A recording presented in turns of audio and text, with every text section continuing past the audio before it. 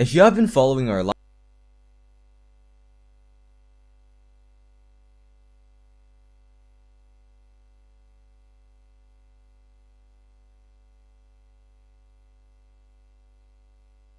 Now once you are on your live streaming dashboard, what you want to do is click on the schedule stream button and then create a new live stream. Once you're here, you want to type in a title, a description, and then set a time when you want the stream to start. Now once this is done, you want to click on either yes, it's made for kids, or no, it's not made for kids, depending on what type of stream. And just like that, I have created my first live stream. Now if you don't know how to set up a live stream, you should watch our OBS tutorial, which will be linked in the description below. Now what you want to do in order to start a stream is open an OBS window. But if you are opening your first instance of OBS, all you want to do is click on OBS Studio. And to do that, all you want to do is click on OBS, go live, okay, and then copy the stream key. What you want to do is click launch key on your dashboard, add a name for the stream key on your dashboard, add a description, and then what this will do is you will type in OBS. What you want to do is click on your window search if your live stream is made for kids, and then create your stream. Now once you're here, what you want to do is click on your window search bar once again, type in OBS, and then hold your shift key while opening OBS Studio. Now what this will do is you will open another window of OBS. There is a warning message saying that OBS is already running, however you can just ignore this and click launch anyway. Once you're here, what you want to do is create a new stream key on your dashboard, add a name for the stream key on your dashboard, add a description, and then select create. Add a name. Once you're here, what you want to do is create a new stream key on your dashboard anyway. Once you're here, this is already running, however you can just ignore this and click launch anyway. Once you're here, what you want to do is create a new stream key on your dashboard anyway. Once you're here, what you want to do is create a new stream key on your dashboard, add a name for the stream key on your dashboard, add a description, and then select create. And then copy the stream key. Go back to your new OBS window and then follow the exact same steps that I demonstrated before. Go to your settings, go to stream, and then paste in the stream key. Then click apply and OK. And then just like that, you are able to start your new live stream. I will now click on start streaming, and in a second you will see the preview go live on YouTube. And now my preview is live on YouTube, and all I have to do is click go live in order to go live, and then I will have multiple live streams streaming at the same time on the same YouTube channel. So those were the first ways to stream multiple events at the same time. Streaming on multiple computers is just as simple, the only difference being that you will start the second OBS window multiple computers. So those were the first multiple live streams streaming at the same time on the same YouTube channel. So those were the multiple live streams streaming at the same time. What you have to do is click go live in order to go live, and then I will have multiple live streams streaming YouTube, and all in a second you will see the preview go live on YouTube. And now my preview is live on YouTube, and all I have to do is click go live in order to go live, and then I will have multiple live streams streaming at the same time on the same YouTube channel. Go live to, and I will stream, and then paste in the stream key. Go to your settings, OBS window, select create, and then copy the dashboard and use stream key on your launch a warning. Now what this will do is you will open another window. Shift key is click on made for kids, and then title this. Proceed with the exact same steps. Schedule a stream, add a title, a description, and a time. Select if your live stream is made for kids, and then create your stream. Now once you're here, what you want to do is click on your window search bar once again, type in OBS, and then hold your shift key while opening OBS Studio. Now what this will do is you will open another window of OBS. There is a warning message saying that OBS is already running, however you can just ignore this and click launch anyway. Once you're here, what you want to do is create a new stream key on your dashboard, add a name for the stream key on your dashboard, add a description, and then select create. And then copy the stream key. Go back to your new OBS window and then follow the exact same steps that I demonstrated before. Go to your settings, go to stream,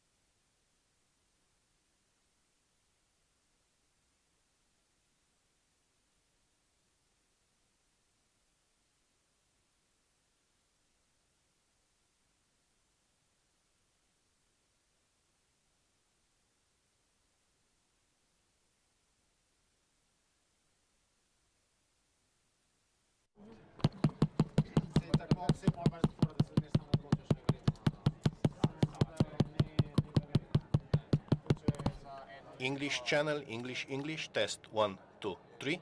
Język francuskiego.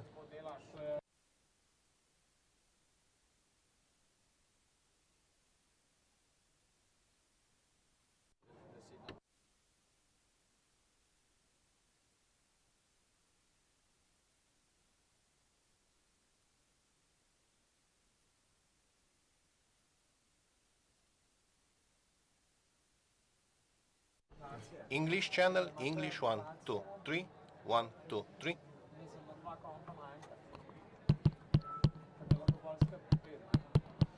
Testing English channel from translation booth. 1, 2, 3. Testing English channel. Testing English channel. English channel. English. Yes. Okay. Thank you. Bye.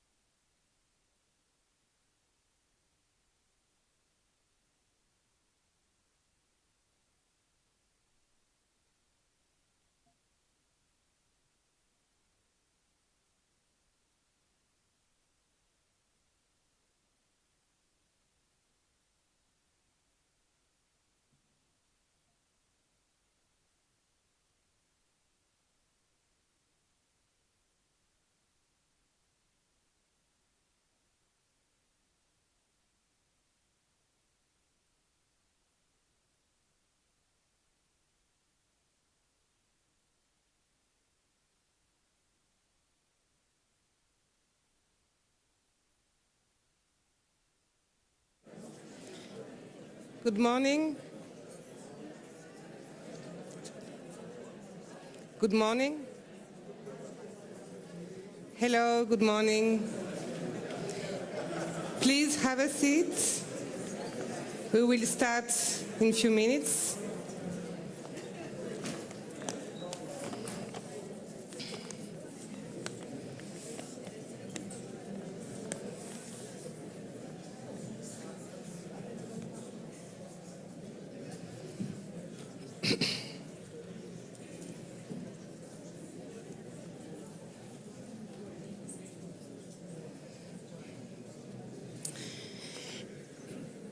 Welcome, bienvenue, dobrodošli.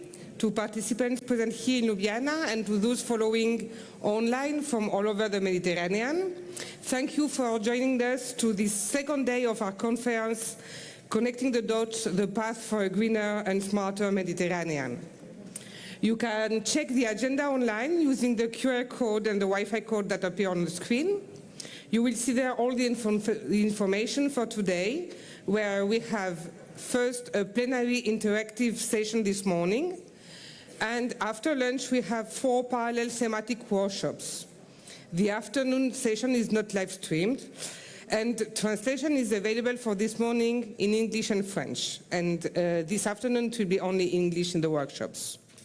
So first, to start with, we will have 2 rounds of reactions today from the stage, and then we will ask for your contributions live from the audience here in Ljubljana and from remotely, for participants remotely. So let's start with the first round of reactions. I invite Mercedes Asitores and Ilse Ciganska from Interact to sum up yesterday's discussions. And I will ask also thank you, Bernard Massabo and Alessandra D'Arraio from the 2 institutional dialogue projects, Dialogue for Living Areas and Dialogue for Innovation, to sum up what happened yesterday morning during the side event organized, dedicated to institutional dialogue, but also to react on yesterday afternoon roundtables. I will ask also Cynthia Della Giacoma on behalf of EBR to give some insight on what is coming next. And I will ask Curcio Cervelli, coordinator of the JS, to react also on the discussions on behalf of the program side. Thank you to all of you. So you have microphones here. Just have, yes, to open them. So we will start with Mercedes and Ilse to sum up yesterday's discussions. Thank you. Good morning to everyone, and thank you, Sophie. And thank you yesterday for everyone for the wealth of information we got, for the ideas. We heard already that it was so much that you will need this afternoon to digest it and work it out into practical way forward or methodology, or make it more workable. But just to quickly summarize some of the points, I think we will soon have the slides up. Before summarizing, a few words and also building on what Cynthia mentioned. I think it's a nice start. 21-27 programming period started with this new notion of new generation of cooperation. Building on what has been already achieved, we are now in the process where we are asked to be a bit more ambitious, a bit more outgoing, and reaching beyond Interreg, beyond our own cooperation patterns. We have in the regulation coming up, of course, a larger focus on synergies, complementarities, asking not only programs but also projects to link with other initiatives across Interreg family, but also beyond it. So we have this new generation of cooperation that gives us a lot of opportunities, but also puts a bit of a kind of a challenge to our usual ways of working. Yeah, yes, I think, yeah, okay, fine. Hello, good morning. To add, I mean, already in the preliminary regulation, they talk about synergy. So it's something that's in the regulation, huh? And synergies with other funds, not that much across Interreg. But for sure, in the next programming period, and we are already working on post-27, I know that for you that you're starting already the projects, thinking of post-27 is what are these people doing? But yes, 2024 will be devoted to consultations for the new regulation. And just giving you some insights, the idea is that for spring of 2025, a draft of the new regulation of Interreg regulation and also the common provisions should be stated. So for sure, 2024, I can see some programs already saying yes. I see Luca. So we will need your feedback, and you will have more information of post-27 now during this wrap-up. But let's focus on the roles. Yesterday we were mentioning the different roles that in Interreg people have to work in complementarity.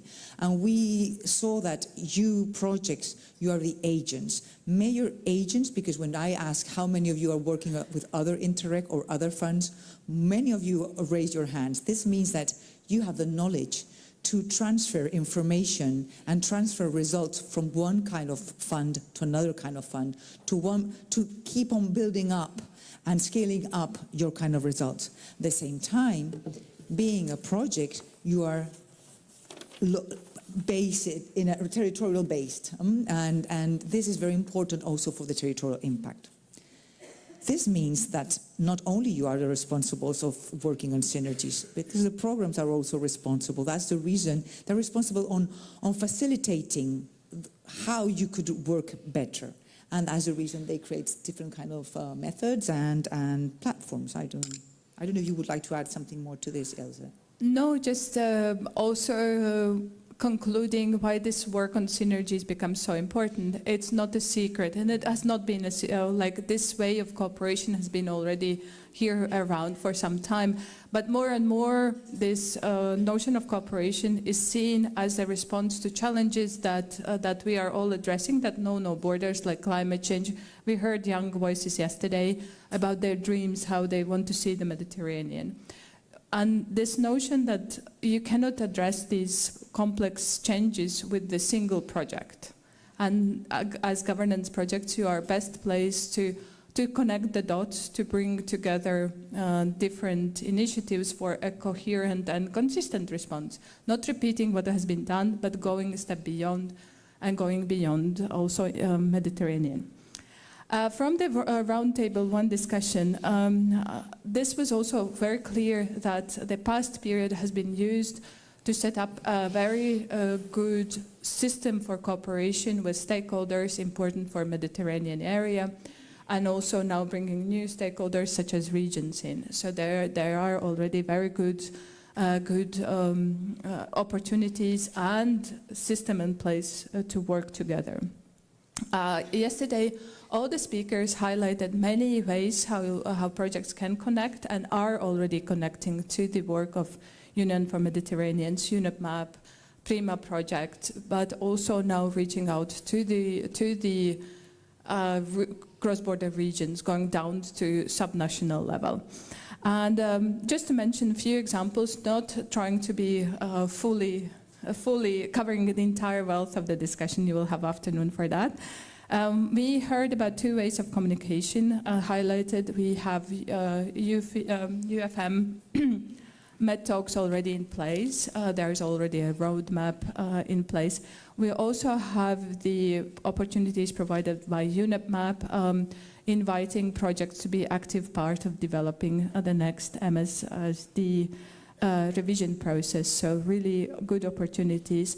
We also heard about the PRIMA revision process or the new development process, also possibilities to connect to innovation actions. We also heard about border focal point network, where you can feed with practical stories and solutions.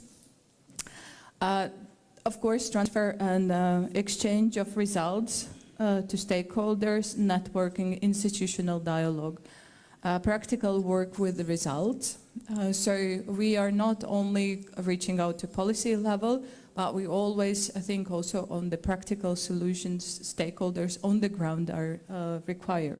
And that also linked then to Mercedes Roundtable 2 discussion. Yeah, second Roundtable 2 was focusing on favoring synergies in Interreg and impact in the territories. And here, programs have promoted synergies. We heard Central, we heard Interreg Europe, Adrian, NextMed, a little bit of Euromed, and I think,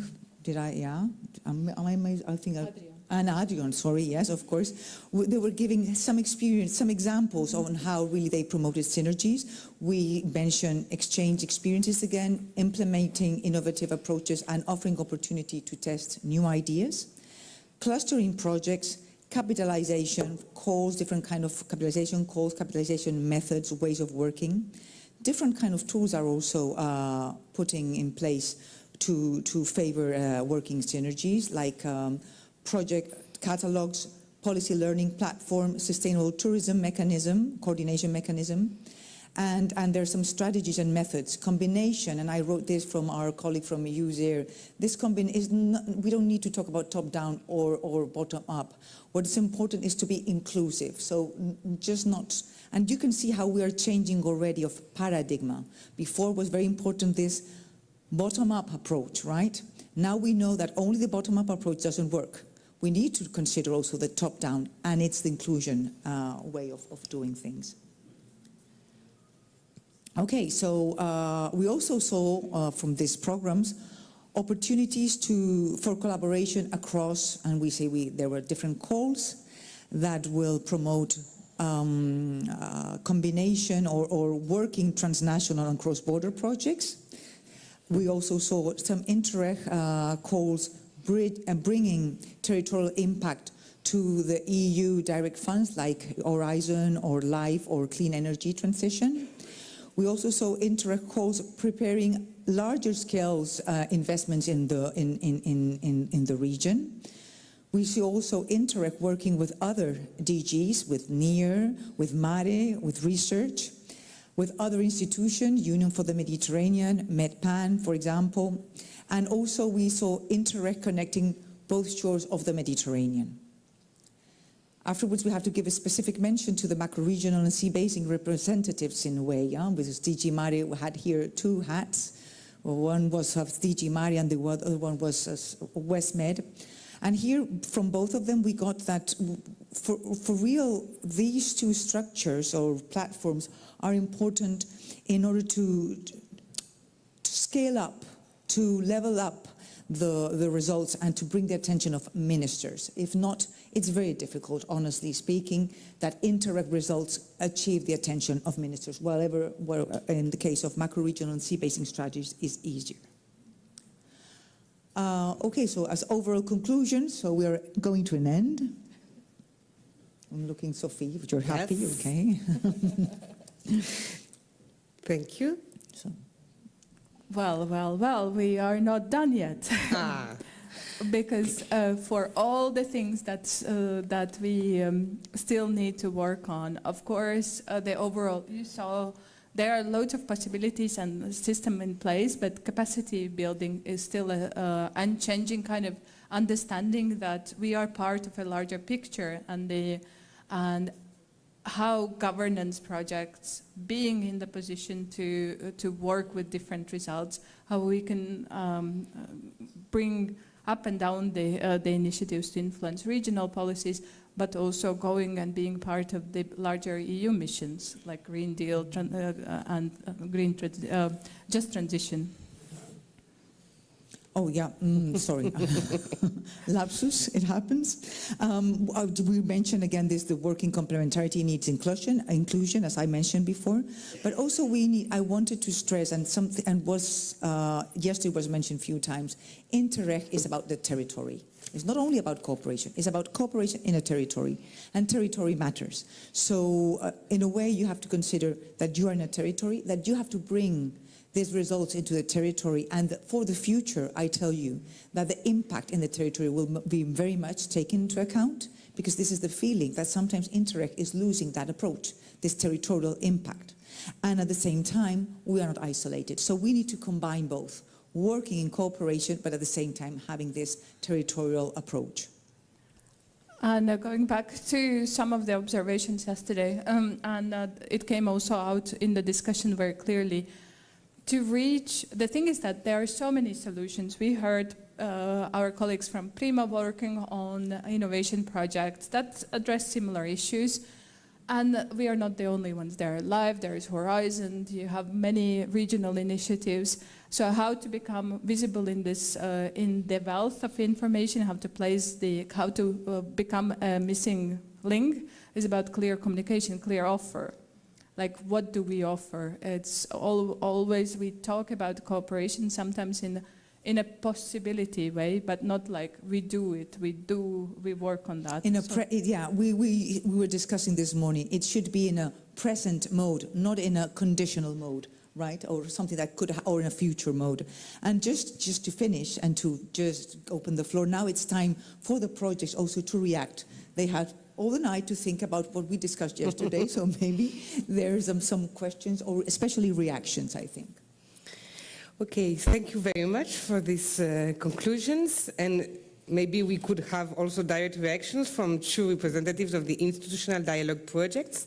We have Bernard Massabo, representing Dialogue for Living Areas, and Alessandro D'Arraio, representing Dialogue for Innovation. So you had a very interesting meeting yesterday morning, first one gathering all the institutional dialogue projects and external stakeholders. So please, could you give us the insights and the conclusions of this meeting? Thank you. Thank you, Sophie. Yes, with Alessandro, we are trying to summarize what we have experienced yesterday and understood, also experienced in the morning and understood also in the afternoon. In the morning, does it work? Yeah. In the morning, we gathered the four institutional dialogue projects. It was, our common initiative and with some key stakeholders. Apart from the fact that it was a nice human experience, we were willing to understand concretely what could be their expectations in order to perhaps adapt ourselves in our respective roadmaps, because we know and we appreciate that for the Interreg program, it's possible to adapt. And I think this is also an important point. And it's not always the case in the cooperation. So we had the participation of two DGs from the European Commission, DG Mare and DG Regio, UFM, UNEP MAP, Regional Cooperation Council, USER, PRIMA, and also the European Institution of Innovation and Technology.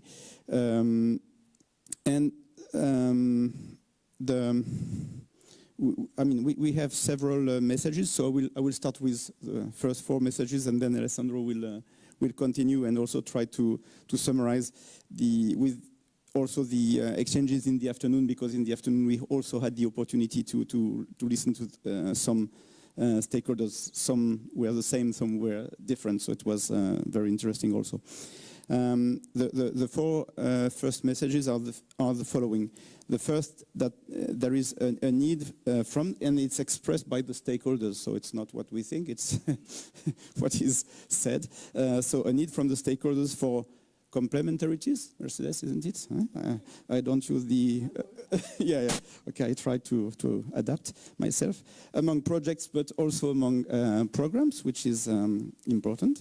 Then the second one is a need for first implementing existing policies, because for me it was a surprise, but it seems that there are some policies which are not implemented, so before trying to transfer and perhaps try to implement what is existing, and then also the need for facilitating policy making, so this is one of our responsibilities for the four institutional dialogue projects. Then the third message is that, has been already mentioned, there is an opportunity of bringing an added value in the process of some strategy revisions, or the user strategy, or the Mediterranean strategy for sustainable development from UNEP, but also the panelist from the PRIMA program mentioned that there could be some cooperation in the way you want to develop the program, so we appreciate that, this opportunity. And the fourth message is that regarding the link and the exchange with the southern and eastern shores, that we have to take into account the added value of these stakeholders, and we will find a way, Alessandro will explain more, and we will find a way, of course, to have concrete and meaningful exchange with the southern shore and eastern shores.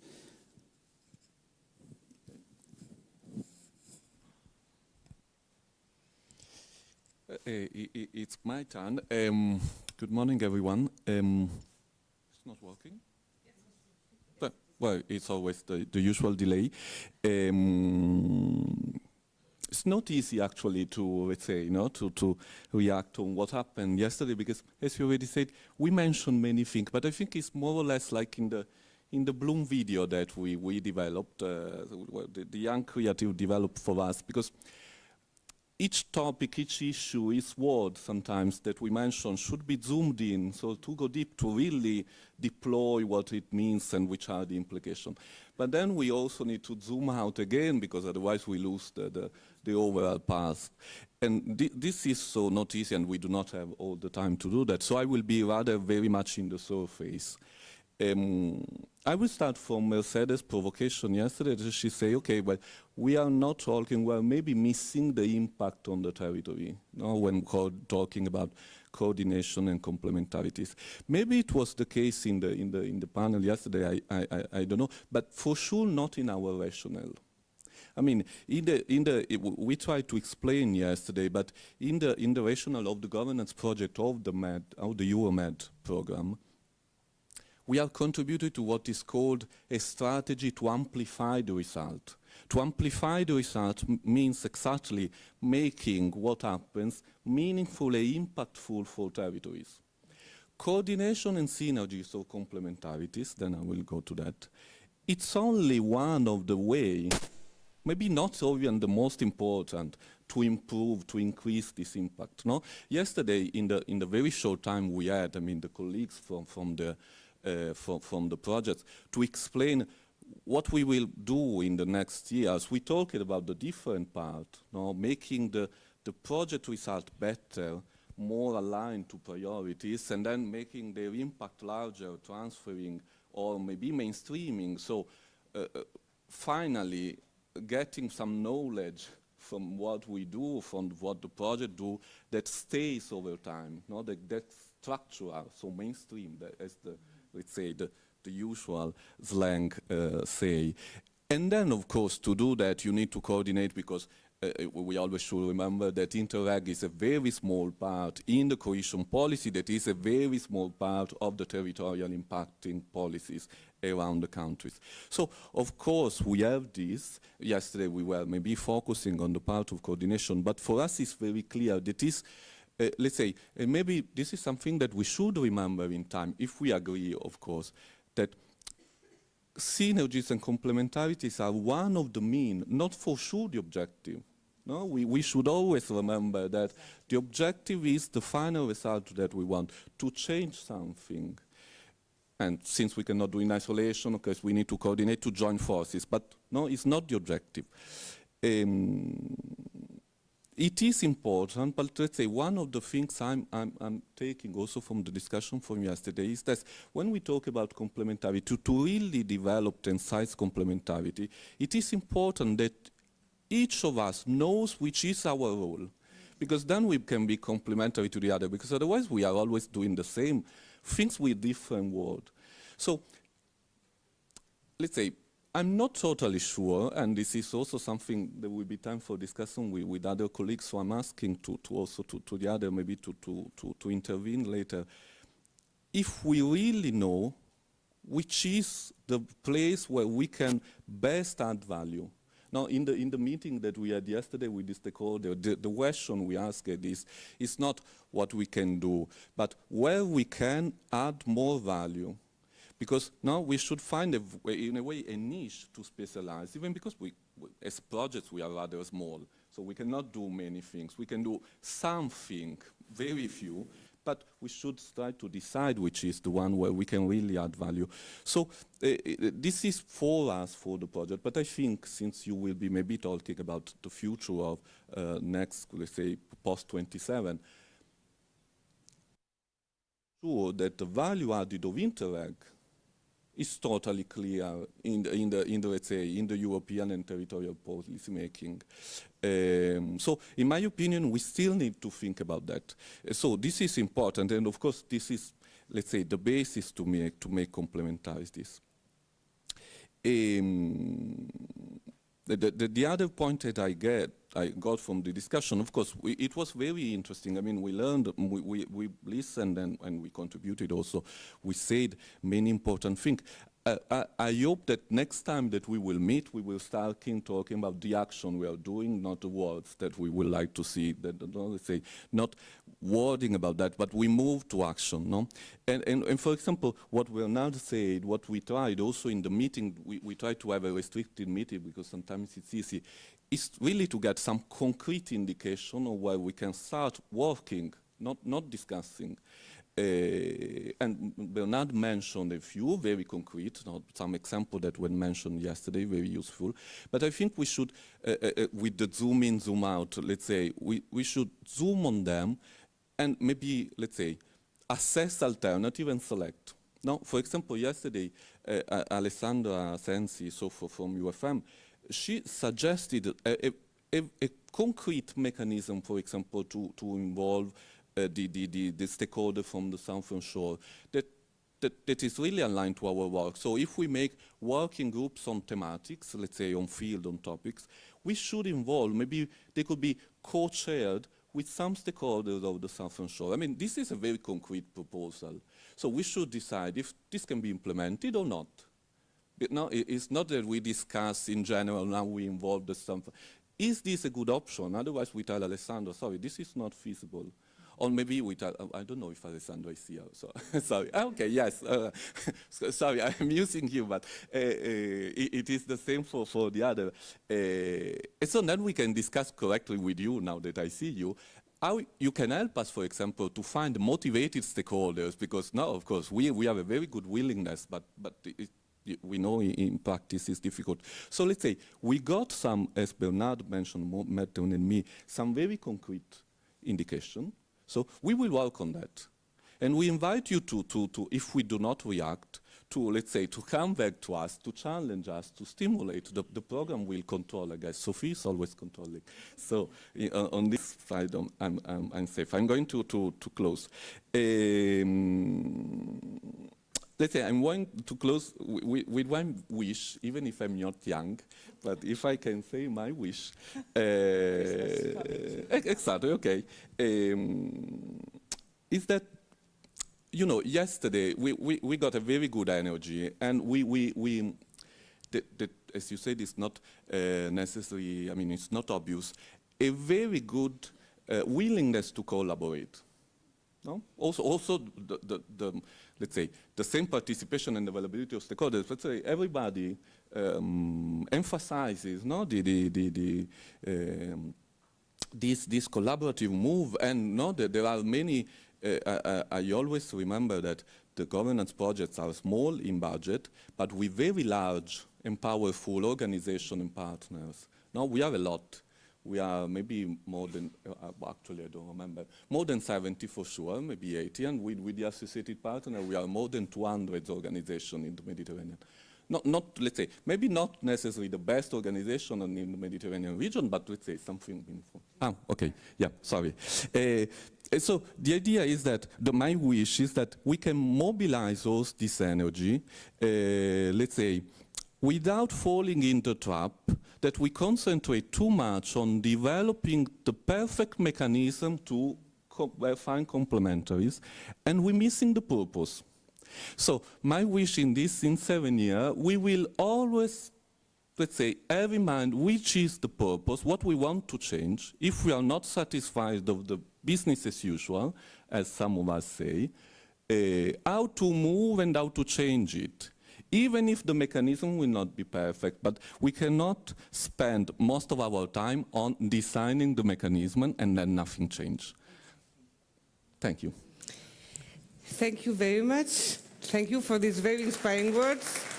Thank you for reminding also the objective, because here the objective of those 2 days, I said it yesterday at the beginning of the conference, but maybe it was lost in the afternoon, was to show the mechanisms in place or going to be in place for reaching our objective, which is to enhance the impact on the territories. And this is always the objective we have to take here on the top of everything, and all what we are discussing is how to do it concretely. And yesterday, yes, we discussed about possibilities and ways to make this happen, but I have to say and to remind that maybe everybody doesn't know that this already exists, and some of the things that have been discussed or others have already been in place. For example, the BENT talks, we will have the first one on the 5th of December. The idea there is to catch the attention of the partners from the South on what we are doing, what our thematic project will do, and then to be in contact directly with those that are really interested with what we do and with what the project do, and make the connections and the direct links. So it's already happening. When Patricia was talking about the possible contribution to the Mediterranean Sustainable Strategy, I know that our partners from Community for Tourism are already in the discussions with the UNEP map on that. So it's already happening. But what we need also maybe is to see what is already happening, to know that, and to jump in it and to use it. So this is also what will be discussed this afternoon concretely during the workshops, because it's important to see that, and it's important, of course, we have workshops by mission, because we have to focus on some very general objectives and wide objectives for the program and for the territory, but we know that all the governance projects are working together, and they are doing many things together in order to have these activities for the whole program and for all the missions together. So there is an interconnection that is already there. We have a big group of people, but we are working all together on that. So to jump now on some insights on the future, I will ask Cynthia Della Giacoma to react on behalf of Mr. Martin Guillermo Ramirez, Secretary General of AEBR. He couldn't come today, but she's in the expert group for the future of cohesion, of the cohesion policy. So could you give us some insights on what is coming next and how we can start contributing to the post-2027, it's difficult to say that, to the post-2027 debate? Thank you. I will take a bit of the words that I've heard this morning as well. First of all, starting also with what Mercedes said, the main inputs that the Commission is going to work on in the next year, especially 2024 actually, so now actually, is in fact the consultation post-27. Why starting now?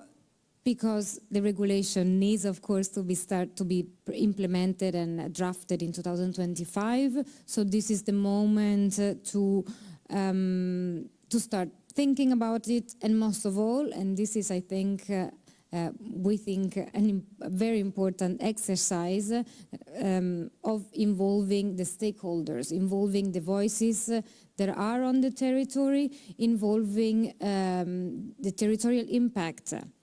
And I'll go back in a second on that. Secondly, this is also a little bit what Alessandro was saying, this exercise, which indeed is very important to zoom in and zoom out. You, as project, zoom in. I think the Commission and all the actors that we have also discussed yesterday, programs, but then also outsiders like us, actually, like the Association of European Border Regions, we help the Commission zoom out and keep the relationship between what happens and then having the framework to make regulations that make sense to you. So let's go a little bit in concretely what's happening. First of all, no, this chair is too big for me. The consultation is an exercise that has learned from the dialogue on the future of Europe, for example, that the European Commission, the European Union has been doing in the last years. There are many initiatives, citizen dialogues, and so on and so on. So it's an exercise that maybe many of you are also already familiar with the participatory democracy, which especially in a moment like the one we're living, where we see politics in some ways going far beyond what many of us in this room, I suppose, are wanting to see. That's why it's important to have this kind of participatory democracy, to be able as well us in our more daily work and maybe daily lives as well, to be able to express and maybe influence what we want our European Union and our partners' countries' relationship to be, not what we are seeing at the moment in many neighboring countries of the European Union. This is not what we want to see. Let's think also of Brexit, where we saw a member of the European Union leaving. Let's look also what we're seeing on the Atlantic side of the ocean, where I think policies that are very important to many women, for example, have been completely reverted by politicians and by the judge system.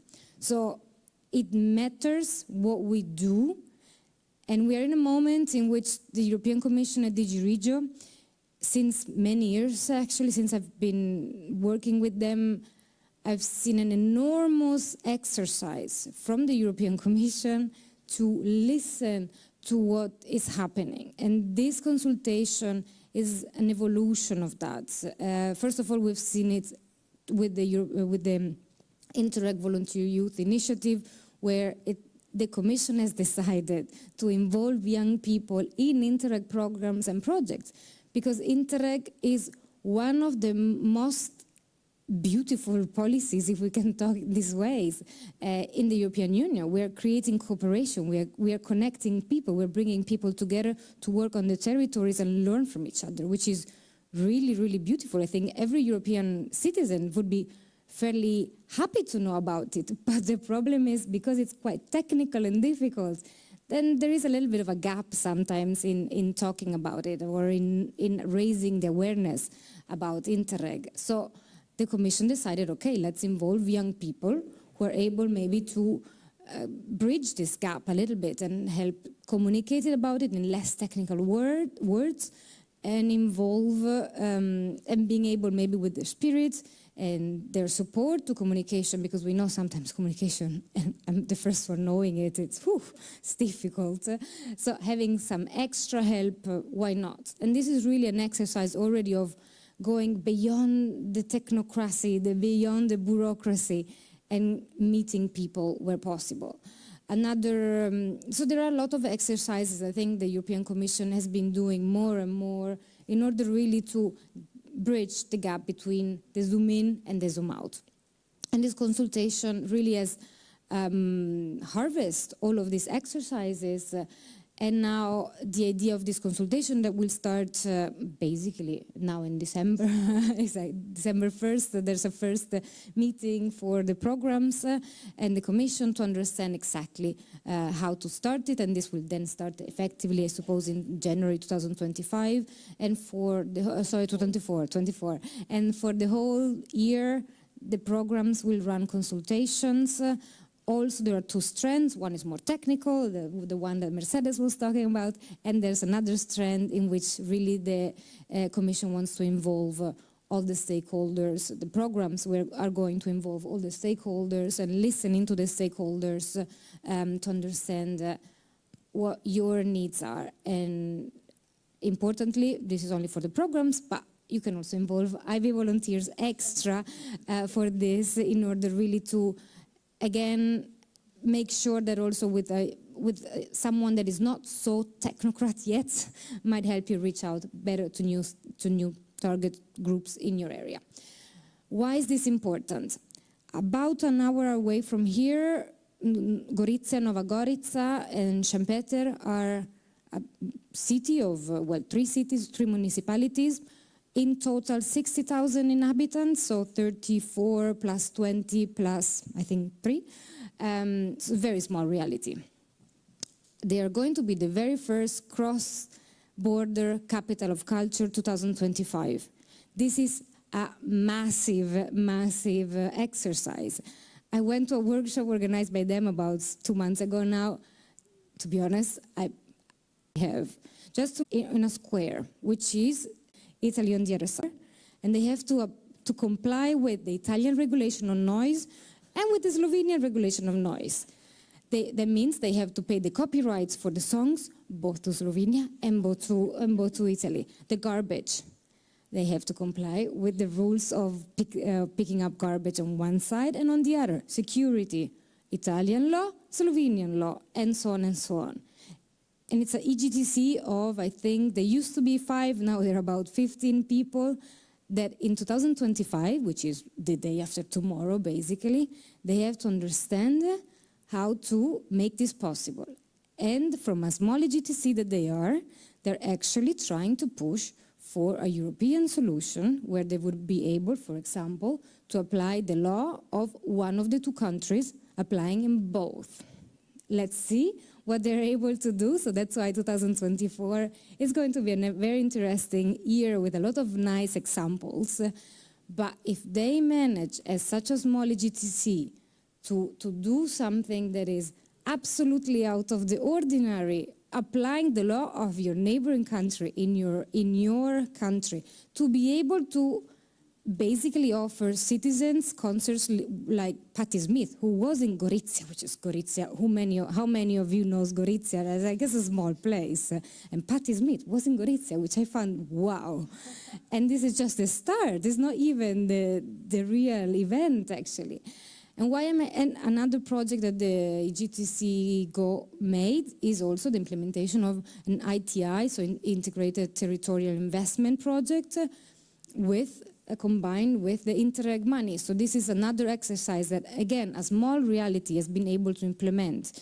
They're not the only ones, of course. Now there is the Sardegna Hospital, which many of you maybe might have heard of, like having a hospital that works perfectly fine for both French and Spanish patients and doctors and so on. Why am I saying this? This is the reality of cooperation that needs to go, thanks to the consultation from the ground to the zoom outs of the European Commission in order to make policies for Interreg in the future that actually are able to capture your reality on the ground. And I hope with that to have replied to your question. Yes, thank you very much. So this is really important because for the first time we will have our say on the shaping of the new programming period and the cohesion policy and the Interreg program. So we as programs and practitioners, you as partners, stakeholders, but also as citizens. So it's really important. So of course we will keep you informed and we will organize all that. I don't know how, but we will find a way. Yeah. Yes, we will have a webinar, so everything will be clear.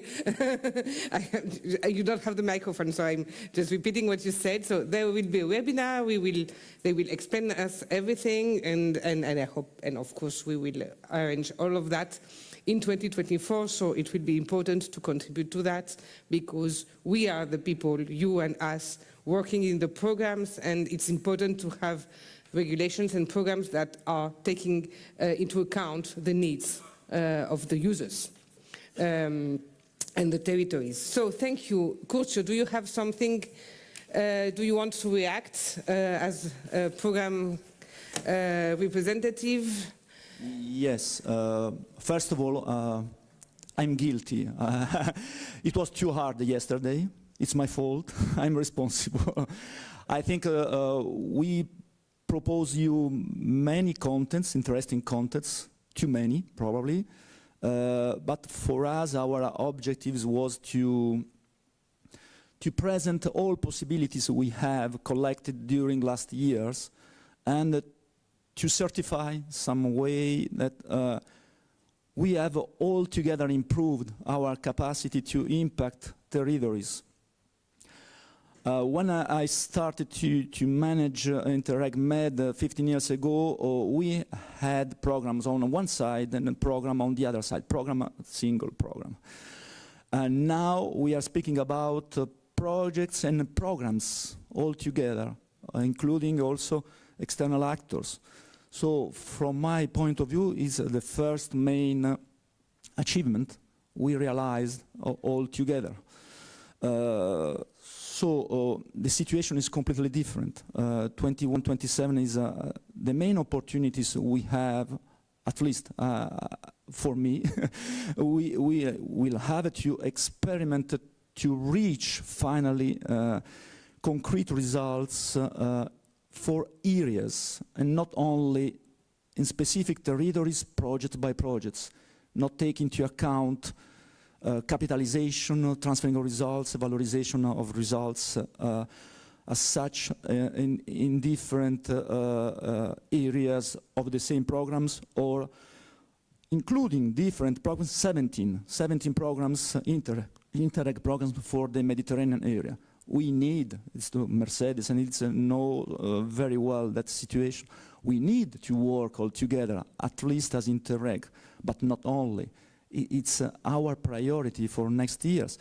But you are at the heart of the system. Without beneficiaries, without projects, we have no contents. This morning, I was informed by a colleague. We have started to work together 15 years ago. I was a former project officer of Darco, where he explained to me that he started an idea under Central Europe, transferring results into Interreg Med, and now exploring new possibilities under Interreg Europe. So this is capitalization, concrete capitalization we have. And I think it will not be possible at the beginning of the Interreg. So I would like to thank you for everything. I would like to thank you also, this is my probably last occasion to say that today, the Slovenian authorities for organizing this event, national authorities of Interreg Euromed previously for accepting our challenges and not refusing. And Interact colleagues, of course. Thank you very much. And my staff, of course. Thank you. Thank you very much.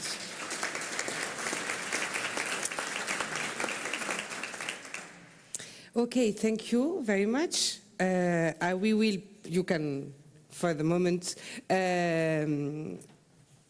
and have a seat.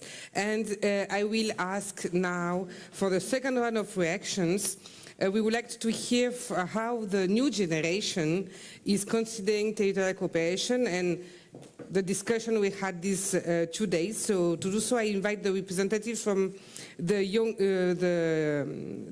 organizations to come on stage, please. All of you together. Yes.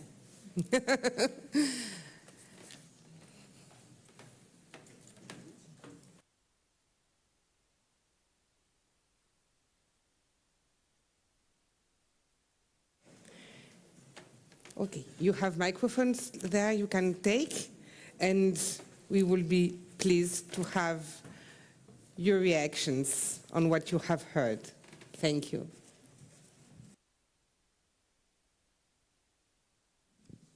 Okay, I think it works. Thank you. And thank you to the Euromed programs for setting up this small space for us youth people to raise our voices and take part in this event.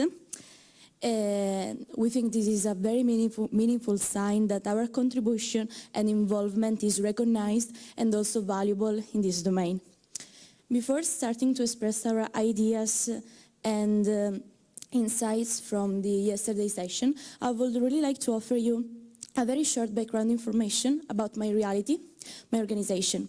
Today, in fact, I'm here to represent the Mediterranean Youth Council, which is a transnational alliance officially installed in Marseille in February 2022, and which now is composed by more than 40 young, passionate and very dedicated young people, hailing from very different regions across the Mediterranean, from Italy to Spain, France to Lebanon, Algeria, Morocco and beyond.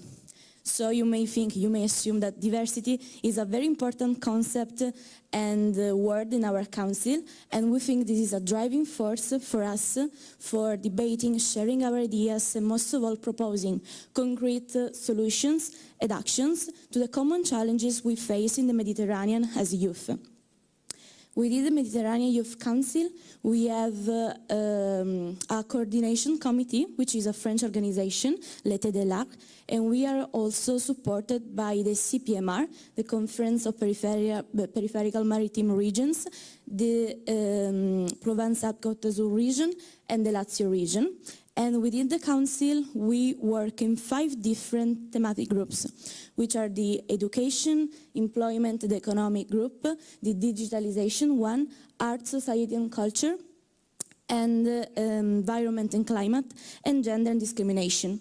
Within these groups, we share in-depth analysis, debate, and we draft and propose concrete solutions and actions to create value in our territories.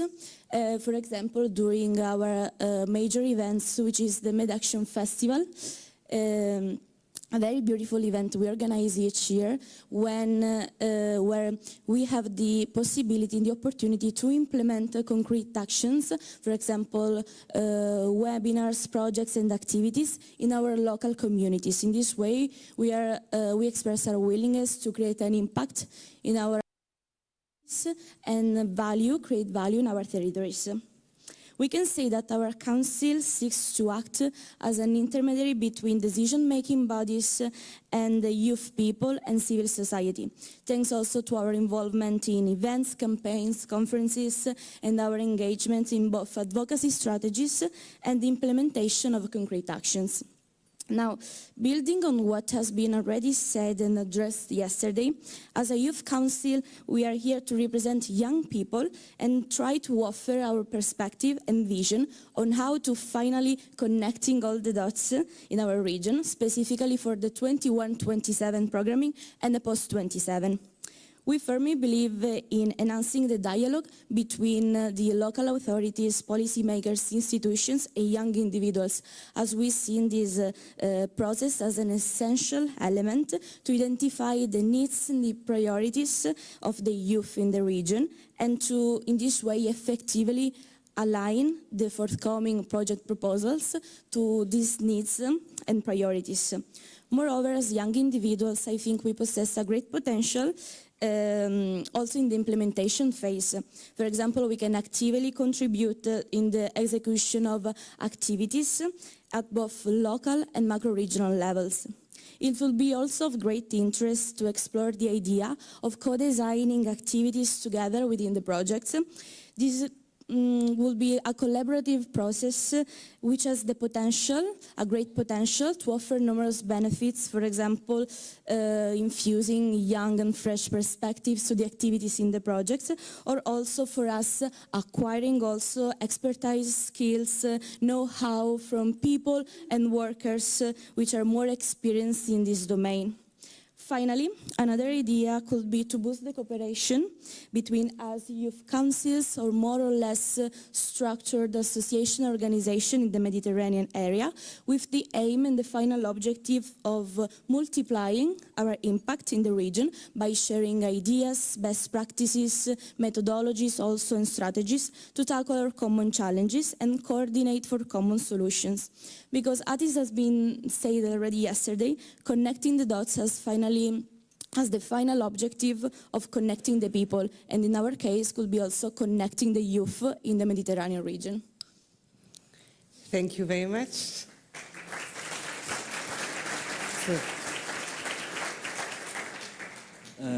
Hello, I'm Rafael, I'm volunteer for HIVI.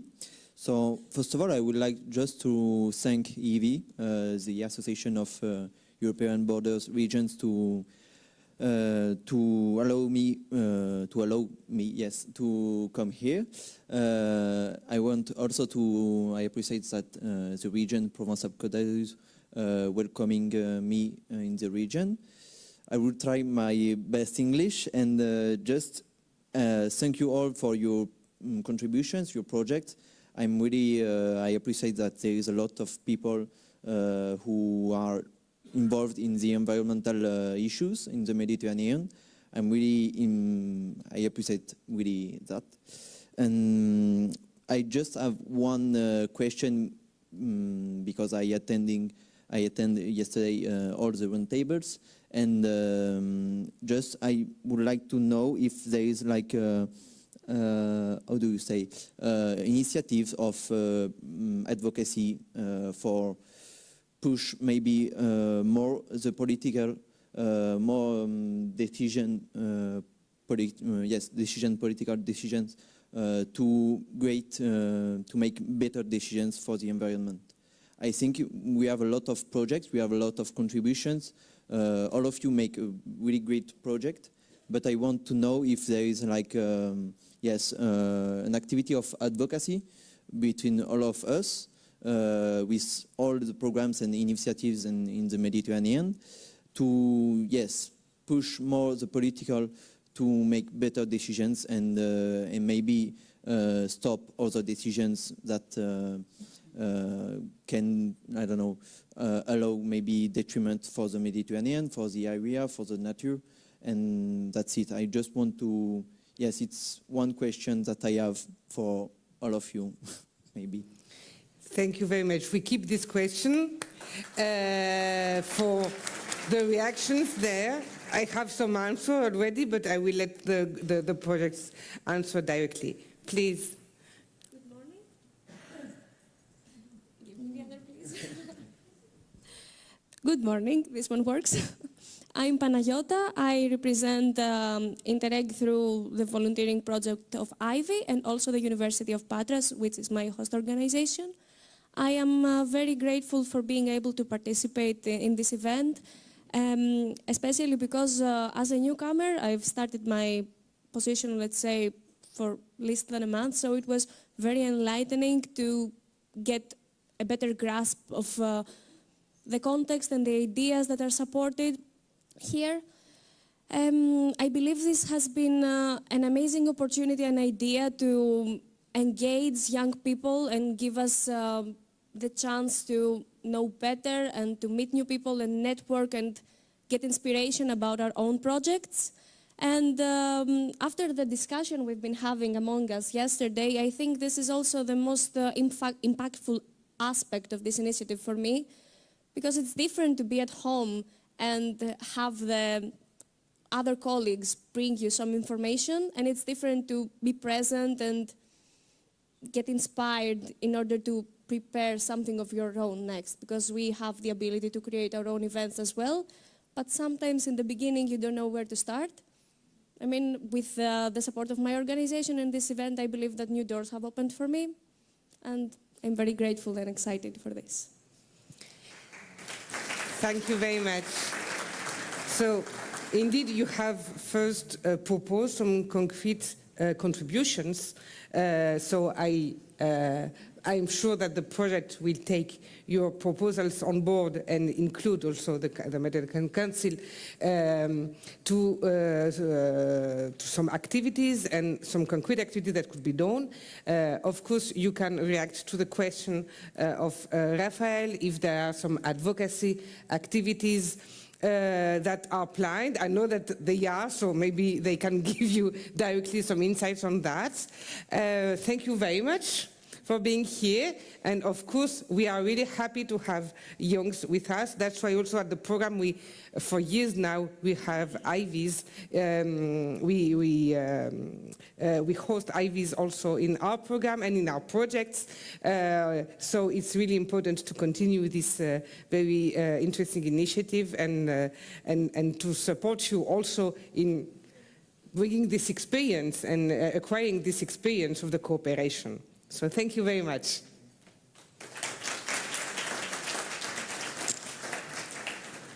Okay, it's your turn now. It's your time now to react. But to support me on stage, because I won't be alone here, I will ask Curcio to come back on the stage. Mercedes and Ilse, please, from Interact, to come back also on the stage. You forgot that. And Rosario, also, thank you, from TESIM, Rosario Sapienza, to join me. So in order, to support me you can take a second one, yes. Okay, and you will have one, I think it's okay. Or we have also here. Okay, so maybe to react on your reactions, and to answer if needed or not, we will see. So, the floor is yours. We have about, let's check now, yes, until 12 to really discuss and exchange and make proposals that we'll take on board back at home and at the office more in order to see also what we can improve, how we can improve the impact we will have on the territories, of course, and through our activities at program and project level. It was said by Bernard just before, our governance projects have been built with the possibility to adapt to the situation, because we have projects that are 7 years. Of course, everything is not fixed. It's a process, it's a co-creation, so we do with the needs of the territories, of the general, let's say, also what is happening in the Mediterranean in the years to come, etc., on the challenges that are emerging. So the idea is always to adapt to the needs of the citizens, of the territories, and to adapt also to the general situation. Okay, so please, who would like to take the floor first? There. Please present yourself first. Hello? Just, it's open? I can speak loud. Yeah. My name is Giovanni Ruggeri from the Observatory of Tourism for European Islands, and happy to be here. And I think we have the right time, 7 years, the right budget, the right partners. So what I would like to tell you is if we have to work on Mediterranean country and places, we need a more network with people. So in tourism, for example, this could be the entry driver, because it comes, it could be very useful for all the project, all the other actions, just to create networks between local people or villages, between points. This is very interesting points, dots. You are working in. So how those actions? This is a question. How those actions could really involve local little communities. We are working on islands, and so on villages, on relational networking between people. This is a network. So I think the challenge we have is how to connect these dots, but based on local people, because sometimes governments, sometimes, as we know, they are more reactive, or they are not so confident with local villages with a single dots that we have to work it. So my question is, would like to know your contribution on how to interact with this level that is too difficult, we know, to interact with. Thank you. Okay, a first answer, probably not only the right one.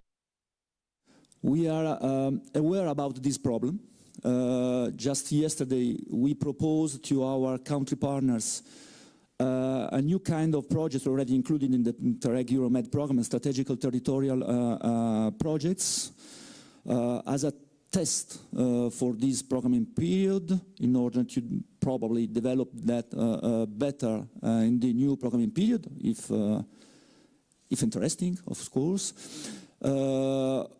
We are preparing terms of references that they will be available probably in the spring next year, involving targeting specifically islands, rural and mountain areas, in order to involve better local people. The problem we have as a transnational program, and it was already explained yesterday by my colleague Luca Ferrarese from Central Europe, they are experimenting another approach at that moment, interesting as well. We need to be much more in contact with local authorities, because we are too far from those partners normally involved only in cross-border programs. And I think that Cinzia Della Giacomo could explain us better than me why. But we would like really to test these new possibilities. We have not so much money, but as you have understood, it's a first step. We will have probably all I saying you in that moment is not approved. My country partners are there, so be careful for me. But the idea is to propose to have 4 years projects, benefiting of all 3 modules we have: studies, testing, and transferring. The only one project's having that, integrating that in this programming period, in order to work as a whole in a specific territories. Also, this is really important for me in terms of synergies and capitalization, also having a regard on other programs working in the same area, on the same issues, like LIFE or Horizon Europe. So the idea is really to promote new projects, including an holistic vision for islands, mountain and rural areas, not yet defined, but including all specific local authorities on 2 topics, under reserve, water management and waste management, in order to really be close to the citizens' daily life. So this is what we are thinking for the moment. But of course, I don't forget that we have also, yesterday we approved, the monitoring committee approved 56 new projects. Of course, the bottom-up approach is still there.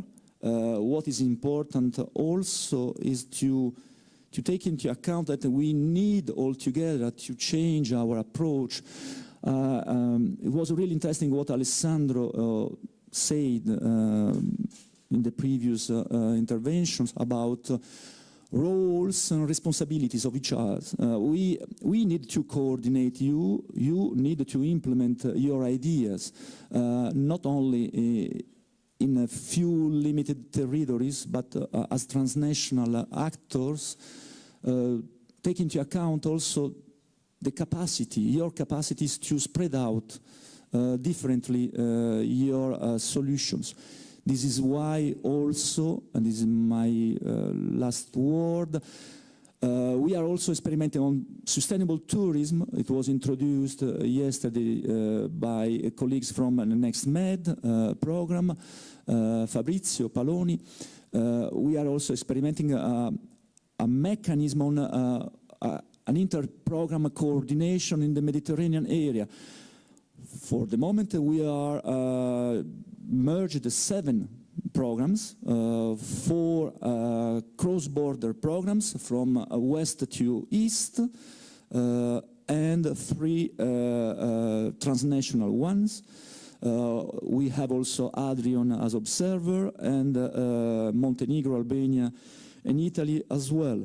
So we are also trying to better coordinate ourselves in order to favor your dialogue. What is important from our point of view, I think we shared this approach with other Interreg colleagues. We need to better coordinate ourselves to offering you many more possibilities to exchange. I just say that you are at the heart of the system. You need simply to be in touch from different programs in order to think about solutions. It's not up to us to decide on the solution. This is my idea. You could share or not, but this is my idea. Because we don't know the ground as well as you. We are not technicians of the problems you face. So it's not to us to say you what you have to produce, to try to experiment, etc., etc. But it's our responsibilities, it's our task to offer you a platform, a moment to exchange, to have a dialogue with other programs, with other projects coming from other programs in our area, in the Mediterranean area, not only, but especially, I think. So for the moment, I have no other solutions. Thank you. Colleagues, maybe you want to... Just a quick note, because islands are definitely tackled, especially when it comes to waste. It would be part of the sustainable tourism platform mechanism involving South Adriatic. You mentioned them, and they have islands in the focus as well as the topic. So basically, the program mechanism of cooperation will give a better understanding, and then the program will be in the position to help connect to the partners working on similar issues in cross-border context. I would also like to suggest to look at the regional programs, because all of the regional programs in this period had to include cooperation components. They are defined quite broad at the moment, leaving the room for you to lobby initiatives where you could see connections with the regional initiatives, because islands and local initiatives for islands are definitely highlighted in the program. At the moment, I cannot from the heart mention any in the Mediterranean, but definitely have a look at the regional programs as well. Thank you. Indeed, it's really important to make this link with the mainstream. And it's the fastest, not the easiest way to connect to the local communities. Okay, yes, but afterwards I would like to have other questions with shorter answers, if possible, in order to post-27. I was checking on how we will be working, and it's just to give it an advance. But for example, this place-based approach, it will be a part of discussion, and the urban dimension as well as a rural dimension, and isolated areas will have a prominent kind of discussion, and place to give ideas. That's true. Thank you. Thank you very much. Okay. There and there afterwards. Okay, good morning. I'm Gianluca Falcitelli from CISP, which is an international Italian-based developmental NGO. Thank you to DIBA and to Unimed for inviting me to this event.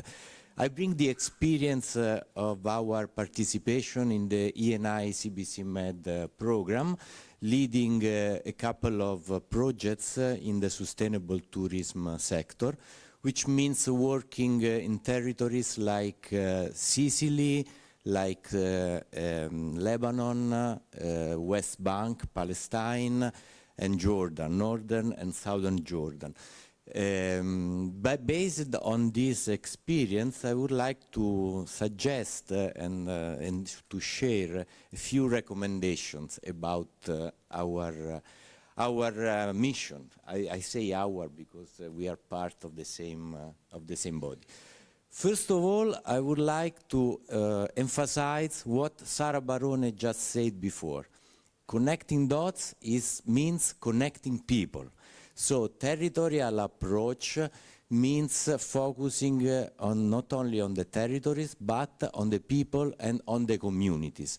So what does it mean practically? It means that, in my opinion, we should act in two ways. On one side, we should get communities and people, our direct beneficiaries on the most remote area. I say most remote because our sustainable tourism projects are aimed to valorize the less known destinations, which are often depressed areas, but with potentialities in terms of tourism attractiveness. So it means working with those communities and letting them know about the origin of the projects, origin of funds, origin of the commitment. So which means let them know the European support.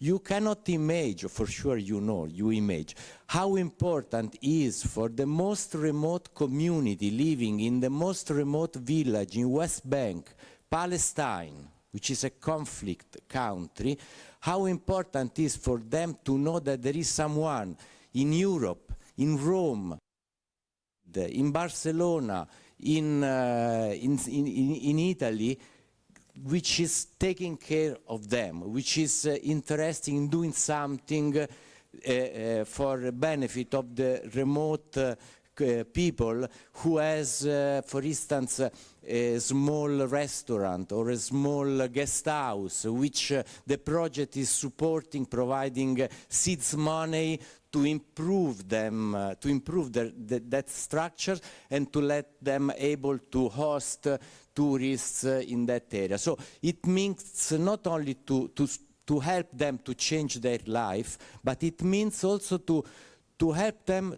to get out of the sense of isolation that the remote communities often live, and often live mostly in such difficult countries.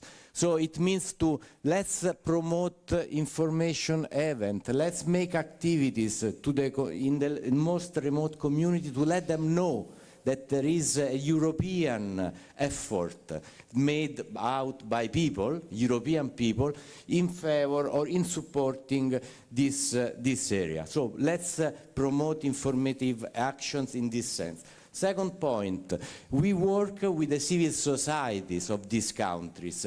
Our partners are also small associations, organizations. We, as CISP, we are a solid and long-standing NGO. We have a long-standing experience in managing this kind of projects. But the small organization which is partnering with us in Palestine, in Tunisia, or in Jordan, not all are so familiar with the complex mechanisms of this European program. So please, let's make an effort all together to simplify these mechanisms. I already spoke with some of you about how complicated are they, and it's not to make easier life to us, not to make easier life to you based in Europe, but it's also to make easier life to our partners in the civil society. So let's make an effort, let's standardize the procedure, the mechanism, the working mechanism of all the program. Last two things. We are talking. Please, yeah. Yes. Let's involve the European delegations in the countries where we work. Not always know about the whole programs which are ongoing. So it is important that, and let's make an effort to integrate not only among programs, but integrate also with bilateral cooperation funds. Just to make you an example, we as Italian NGO, we are making an effort to integrate with Italian funds, Italian cooperation funds, what we are doing with the European Fund in the sustainable tourism sector. Thank you very much. Thank you very much. So, yeah.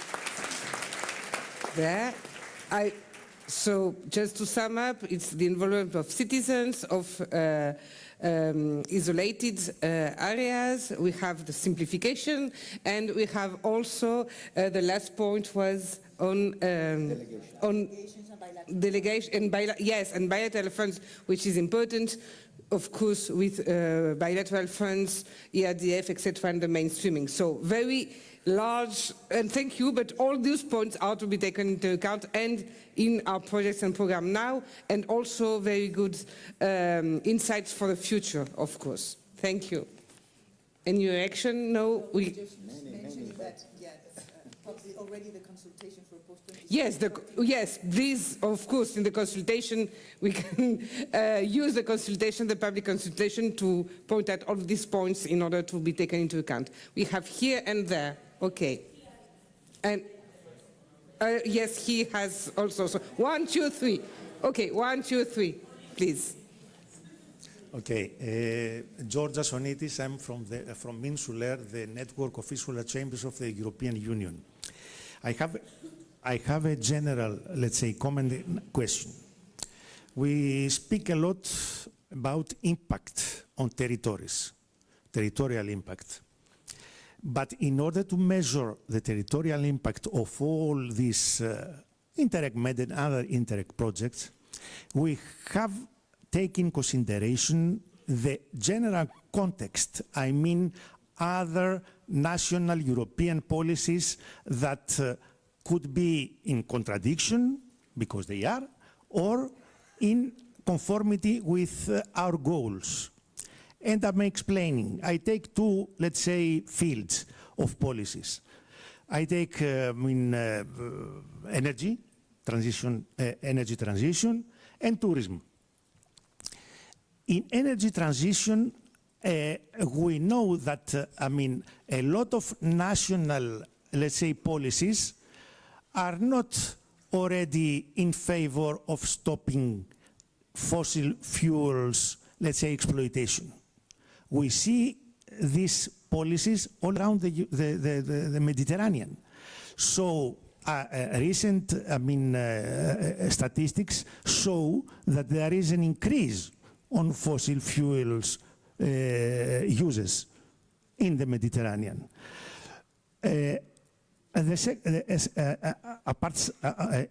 Except this, there is also the European taxonomy, which I call European policies.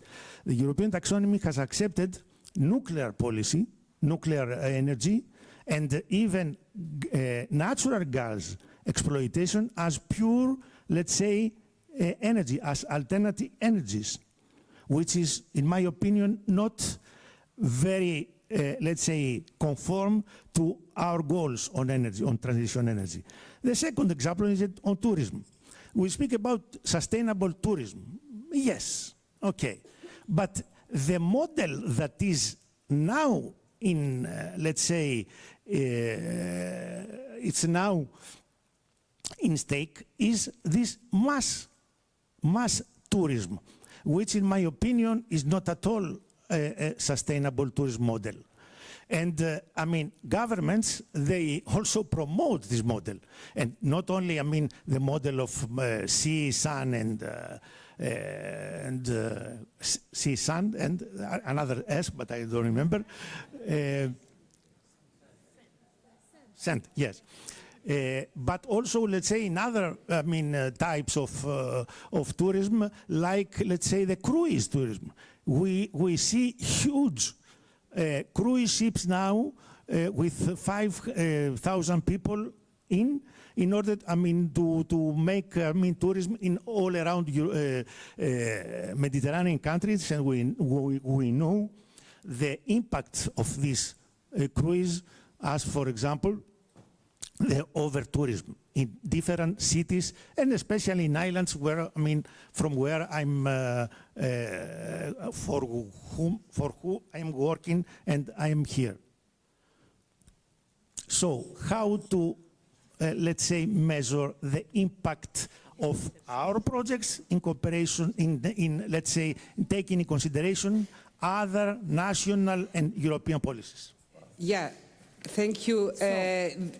we are because I aligned watched the with same conference European objectives and directives and regulations, like the Green Deal, like the UN Sustainable Development Goals as well. So the idea of Interreg projects is to make a policy change on behaviors and policies that are not sustainable enough now, and to make this policy change. I mean, we are a facilitator as Interreg, a vector of change, and it's exactly what we want to produce. And this is why we are more aligned to the objectives of climate change, protection of the environment, Green Deal, etc., than to continue supporting policies that are not sustainable now and that we know that. So the objective is to make this policy change. I don't know if you want to react also on that. Let me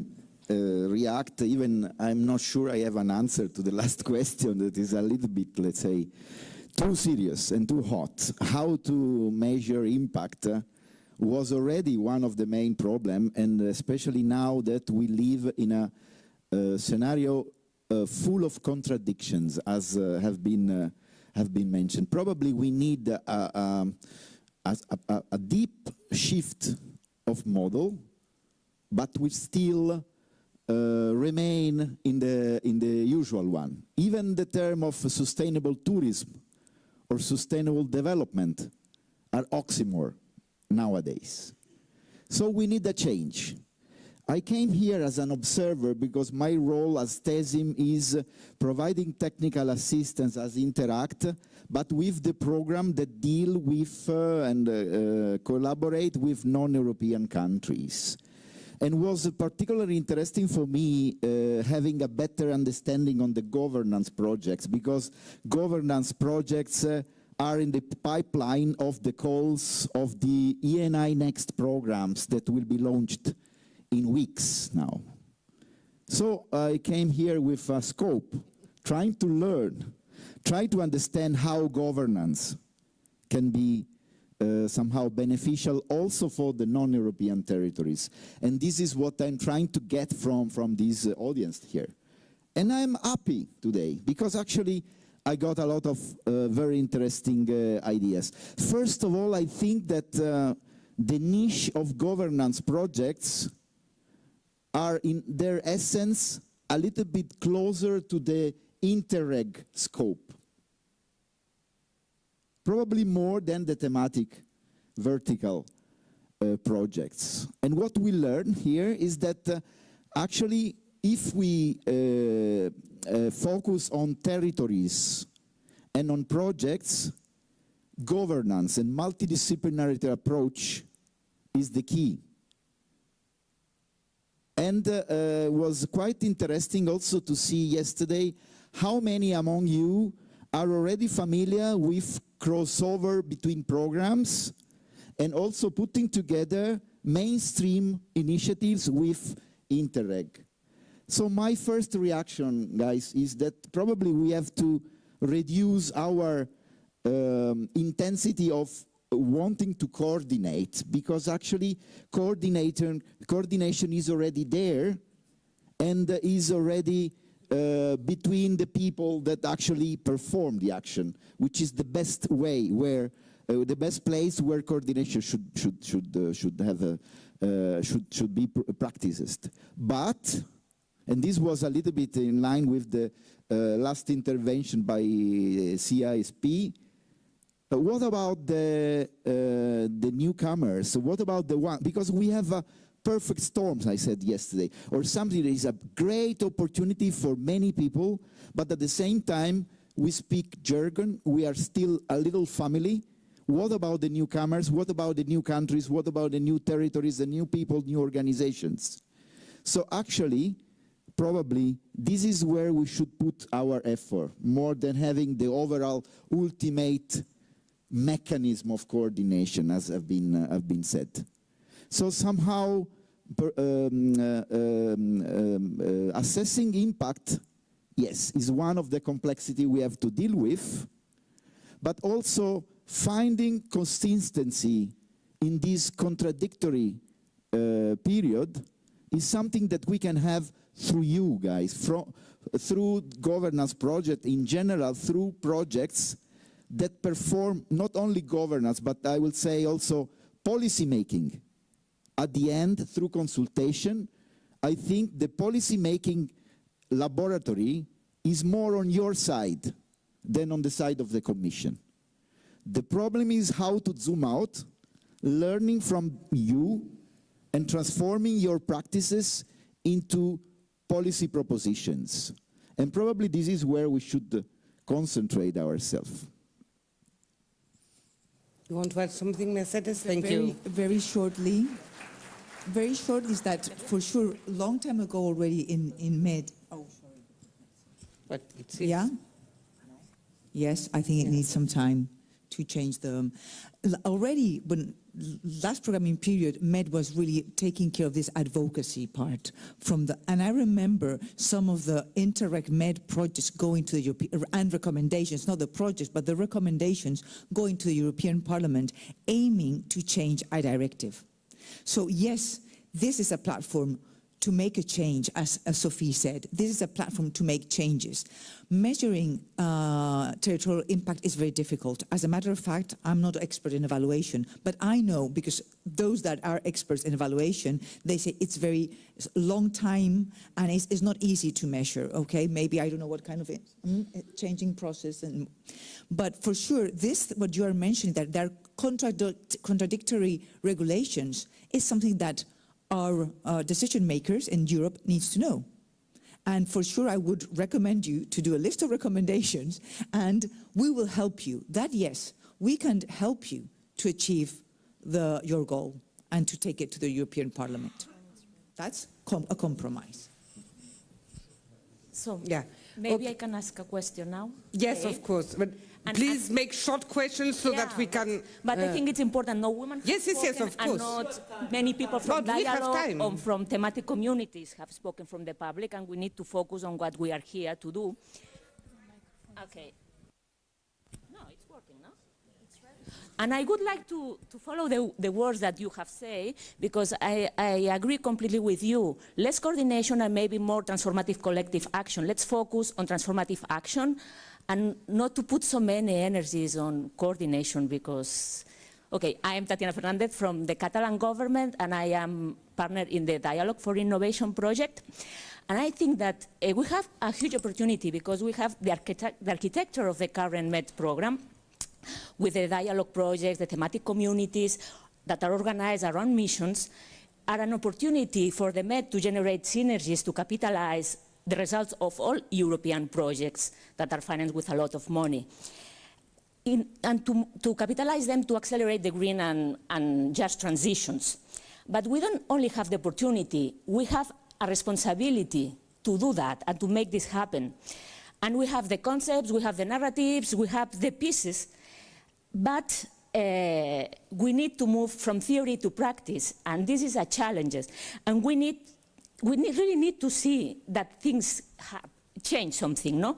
For example, this event is a huge opportunity to show that something has happened, but we still hear just listening and listening and listening, some people in front telling us things, where the main players of the MED community working on that are listening and listening, and we don't have so many spaces for discussing these kinds of things, how we connect the projects with what is happening on the ground, these place-based things that they have said, no? Mercedes, for example, they are already all the time saying, okay, place-based challenges are the important ones. How many policymakers working on the ground on territorial development, on local development are here? Because as long as we don't integrate these policymakers, we cannot expect them that when we have our projects, at the end of our projects, we will have the results and we sell them to the policymakers on the ground. We need to engage them from the very beginning in the design of the projects. And then we don't need to talk about capitalization, because capitalization will be the natural way of doing things. It's working together from the beginning with the policymakers on the ground. And this is not happening in the current period, but we are at the beginning, and we are in time to change some dynamics, and for that We need that when we meet all these people in this kind of events, we have more spaces to discuss this kind of important things and also to invite more policy makers working at the regional, local level, not only in international collaboration, but in territorial development, in the smart specialization strategies for the cities, the smart specialization in cities. How many policy makers working on territorial development are here in the room? I don't see many, I think. So maybe it's something that we need to think about. Thank you. Thank you. I think it's exactly what we ask governance projects to do in the project, and to have these kind of events and this kind of activities in the governance project. So this is the beginning, and you have already started, and you will continue exactly this work. We have here Mr. There first, please. He asked it before. Okay. And afterwards, yeah. We have time, don't worry. So, sorry, just before you, to answer to these final reflections, the governance process was conceived in that way. So we are waiting also for your proposal. This is why you are here, listening. Also, we would like to listen to your proposal. Of course, it's not a suggestion. It's why you are there. You born for that. So we are not in capacity to move local authorities to Interreg. We tried in the past. It was impossible. Mainstream, I don't think it's possible or concrete. There are many other interests, but you are working at the local level. At the JS level, it's completely useless because we don't have a counterpart, a real counterpart, accepting this challenge. So in your case, you have regions, province, local municipalities, association working on the ground. It's easier. So please, we are completely agree with you, but we have in 7 years, and this is the main objective for your existence already. So we will be with you, behind you, in front of you, where you want. But up to you to propose also something to us. Thank you. Thank you. Yes, please, Professor. Yes, hello. My name is Yorgos Stefanidis. I'm at the University of Patras. And I would like to also, because Mr. Zaimis, who is Vice Governor of the region of Western Greece, is not here. He's going to be in Barcelona working for the new macro region of the Mediterranean. First, I would like to just transmit to all his salutation, and he's sorry he's not here. And I would like from him to make one point. First, I would like to cover my microphone, ask you if you can hear me. Can you hear me? Can you hear me at all? No, you cannot hear me. This is because the microphone is an amplifier. And what we would like to point out is that the region of Western Greece believes that this whole process is an amplifier of what is already happening. So this is the way that we think that we would be working together not to replace what is already happening, but rather to act as a catalyst, work to amplify what is already happening. And since coincidentally the region of the Mediterranean, the macro region, is now in the works, the question to all of us, yes, and an invitation is how could this process work together with the soon-to-be-born macro region of the Mediterranean, in your opinion? Thank you.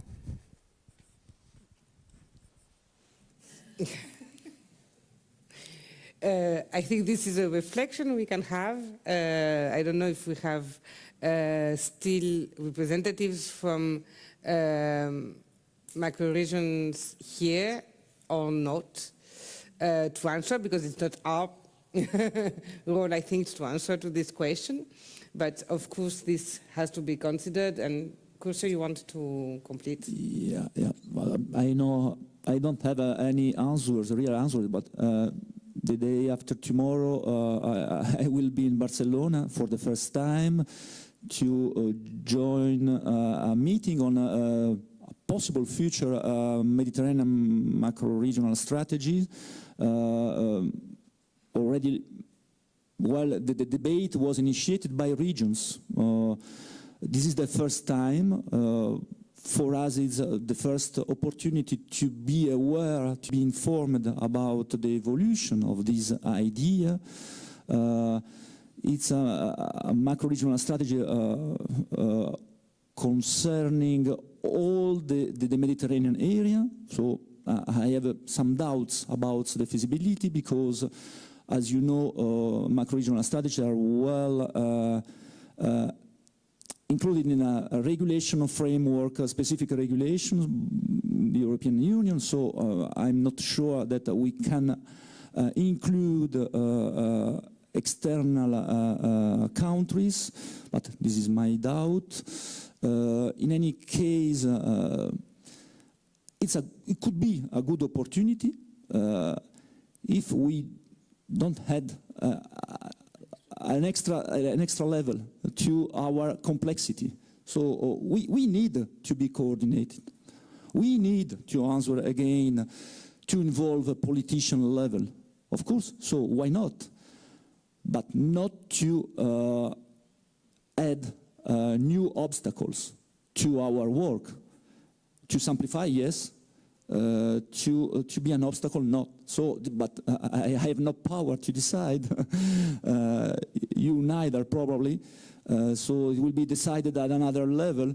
But the risk, it was really interesting for me to hear our Slovenian colleagues already involved in 3 macro-regional strategies, speaking yesterday about some errors or doubts. So it could be interesting also to take on board previous experiences before launching new ideas in order to have a very balanced table to discuss. But as programs, not yet, at least, we are not involved at all in this debate. So I don't know. What is clear for the moment is that it will be a new macro-regional strategies, not cancelling the existing initiatives, strategies or programs, of course. So it will be a nice tool to coordinate ourselves. But I don't know what will be the final issues, if any. Thank you. Ilse would like to add something. Yes. Yes, but very briefly, I think, like I come from the macro-regional work following since 2009. But what I see in this room is that yesterday we had Union for Mediterranean on the stage. This policy dialogue with the policymakers, with the Commission being present, it's already offered through the Union for Mediterranean. So while this discussion is still young, I think using what is already available in the region to amplify it, we have the structured dialogue with the ministries, with countries already present. What you can bring as governance projects is this link with the regions. We talked about regional needs, local needs, and I mean you have everything already available here. Thank you. Over there, yes, please. Yes. Hi, everybody. I am Maria from Better Technological Center, representing the Community for Innovation, and it's not a question, it's a comment to try to build up on what has been said. And yeah, taking into account what Kirsi said about without projects, either beneficiaries, we have no content, and what also Raphael asked about advocacy activities to make better decisions. We have to be really like, we have to trust the system, and these governance projects are tools to do evidence-based informed policies.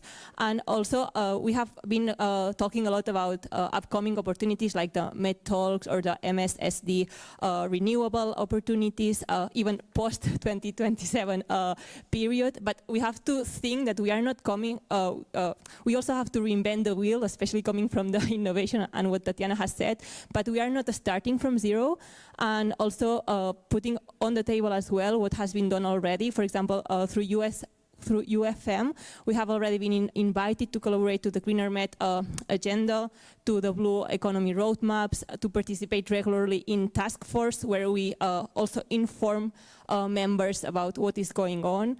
And also to link it with synergies, the fact that projects are the ones driving synergies among programs. This is real, and I think, I guess all of you are doing that.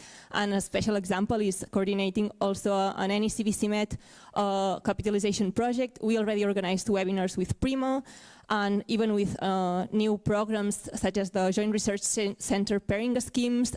So we are definitely doing that. And the dots are already connected. We are just trying to connect more dots, but we are doing great, just to remind that, and how to use these amazing tools to keep building on these evidence-informed policies. Thank you. Yes, thank you. It was what I said just before, that we are already doing that. The objective here was to set up what we are doing, to exchange on that, and maybe also to inspire others, etc., and to go further, even further of what is already ongoing and established. We have, yes, please. Thank you so much. My name is Ghada Ahmadin. I'm from RAID. RAID is the Arab Network for Environment and Development, which is an associate partner for the Interreg Med. So I would like first to thank you so much because for the invitation, because I think not many participants from the South, so thank you for giving me the chance. I have just a few comments. Well, we all agree, of course, that North and South of the Mediterranean face common challenges, such as the climate change impacts, the water scarcity, the biodiversity degradation. But of course, as we feel and we see that the South do not have the opportunity to be engaged enough. So we need more opportunities in the coming phase to be more meaningfully engaged, especially the civil society. We need, of course, to benefit from the capacity building activities, the exchange of expertise, the technology transfer, and of course, the new practices for community resilience, which we really need. Of course, since yesterday, we have been hearing a lot about sustainable tourism, which is very important and very interesting, and of course, we need it in all the region. However, there are other also very important issues that we need. We need the support from the programs and the missions in the coming phase, like the smart agriculture, the modern irrigation systems, the practices to face the climate-induced displacement and human mobility that it's increasing in the region. The education for sustainable development. We have very good practices and exchange in the region, but we need more, of course, and more empowerment for youth and women, especially rural women. Thank you so much. Thank you very much. Thank you first for taking the floor, because I wanted to ask if we have associated partners that want to give their testimony, so thank you for doing that before I asked for it. And the topics you have just identified, we have many of the projects that we have approved yesterday are tackling these issues, so we will have the room and the experience and the practices from the ground, the results from the ground, from the projects that could be transferred through the governance projects to your territories as well. I don't know if somebody else wants to react. No? Do we have other questions, reactions? Yes, please, Alessandra. Yeah. Thank you very much. Indeed, I just wanted to complement some of the comments that were made. Indeed, I mean, thank you very much, Maria. You mentioned the relation that we already have, you know, with our roadmaps, with our activities, your involvement in our working groups. Same applies also for GADA as NGO representative. So, I mean, as all this can indeed be of use for the group itself. I wanted, in any case, without charging too much the group, also make a reference to the impact issue, because as I mentioned yesterday, we have been having, just 1 week ago, and Guillaume actually was there, the Environment Task Force, and on that occasion we have been presenting the first monitoring report that indeed assess the impact of the various different regional projects versus the initial baseline. Meaning that we are looking at how, you know, the different activities, outputs, outcomes, and impacts precisely upon the request of the Commission are being addressed versus the SDGs. Indeed, it's not at all an easy exercise, very difficult to quantify, even for the lack of indicators for all the Euro-Mediterranean countries. So it has more turned into a qualitative exercise, also based on the work that the University of Siena is doing in collecting all these things. But just to say that all this knowledge, without even going more into that, is indeed at your disposal, and can be even of inspiration indeed, in terms of evaluation on the impacts on the territories. I'd like actually to conclude you know, with a note that makes reference to what was mentioned in this you know, morning session, and maybe also in the comment made by GADA herself. First of all, GADA belongs to the RIDE, which is a network of Arab NGOs. So in a certain way, organization of this kind can also help, you know, to access other, you know, organization in the south. We did actually that as part of the UFM activities. We have been setting up a blue-green network so that by now we know who deals with what in the south, and it's not just a matter of representing an NGO, but having, you know, specialized NGO actively engage on the very many different topics, including the ones that GADA herself has been mentioning.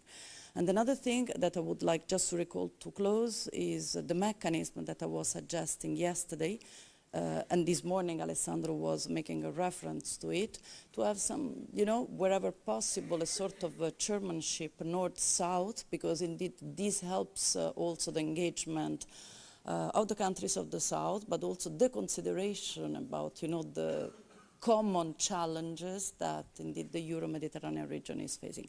So that's all on my end. Thank you. Thank you. Thank you very much. I know also that we have some projects that had already experience in the 14-20 period, and that is also going to happen in this period on mentorship and specific partnership north-south that are going to be implemented. So this is something that could be complementary to what you are proposing. And also what is for the policy change, which is important also, is to say that our project already in the 14-20 period have contributed to the ministerial declarations of the UFM through the results. So the evidence-based approach we have, we will continue that, of course, in this work in order with the results, the evidence-based, the results of our projects on the ground that will help modifying, changing the policy level. Okay, maybe one or two last questions and then it will be time for lunch. Do we have one or two? Yes, please. Hi, good morning. Thank you very much for organizing this event. My name is Alessandro Miraglia.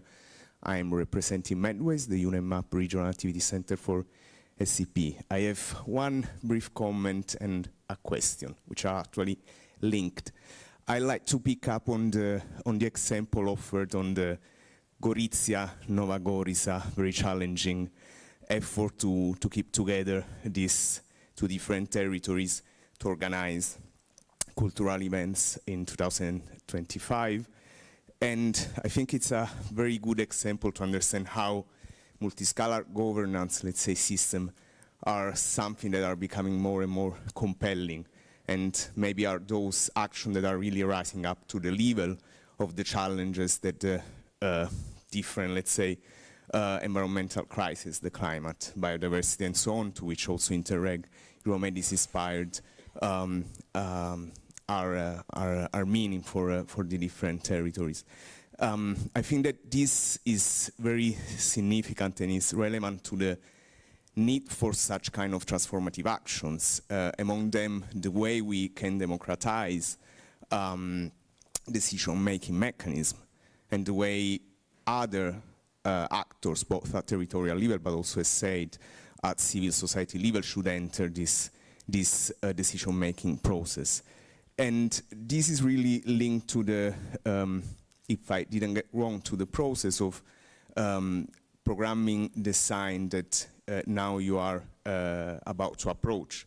I understand that you want to already start to think about the next actually, programming cycle of the Interreg Euromed. And my question is, wouldn't it be better to actually open this process beyond consultation, beyond traditional decision mechanisms, and maybe wait also for the governance projects to offer more evidence and to be fully involved in such process, so that you can maybe wait a bit more. I know that it's risky, I know that maybe it's also procrastinating, but maybe it's really what is the essence of this regional action, and now, let's say, the governance projects can be better relevant and meaningful for this process. Thank you. So, Mercedes, you want to react?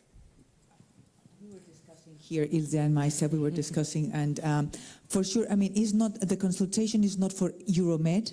The consultation that we are talking about is for the whole Interreg community. We are talking about new regulations for the Interreg community and cohesion policy, European cohesion policy. Just to make that clear, it's not only Euromed.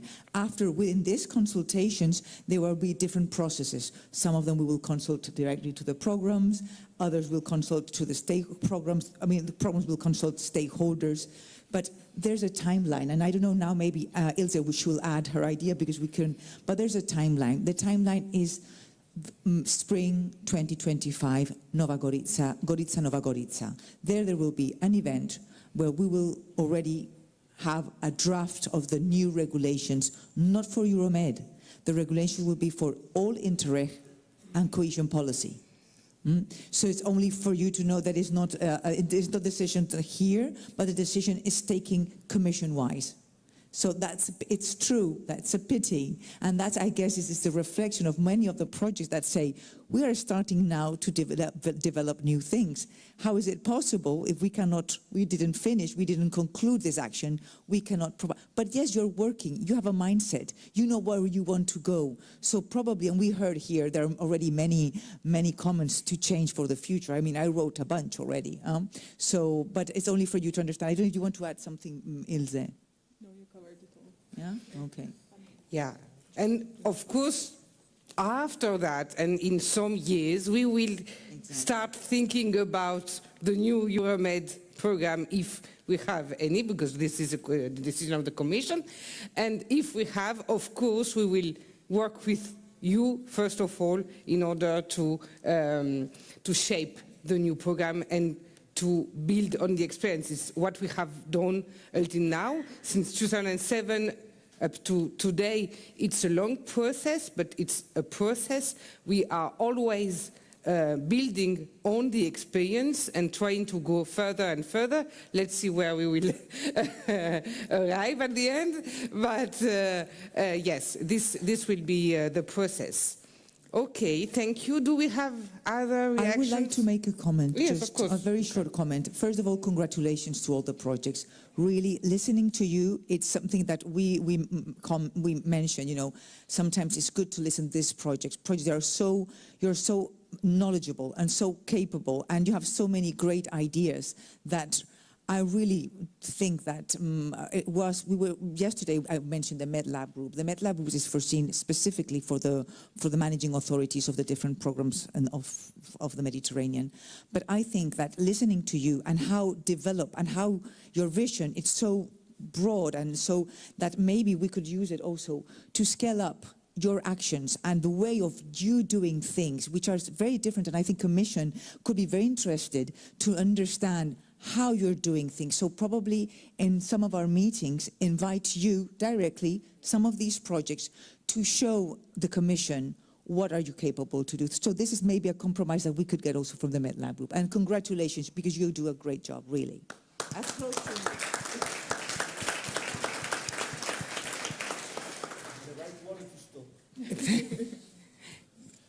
I think it was the right word that you stop here the event, probably. So thank you to people attending online. We hope that even if you could not make it this time, you have found the event interesting for you. Do not hesitate to leave your feedback through our satisfaction survey. For people attending here the conference in this room, this afternoon we will have 4 parallel workshops.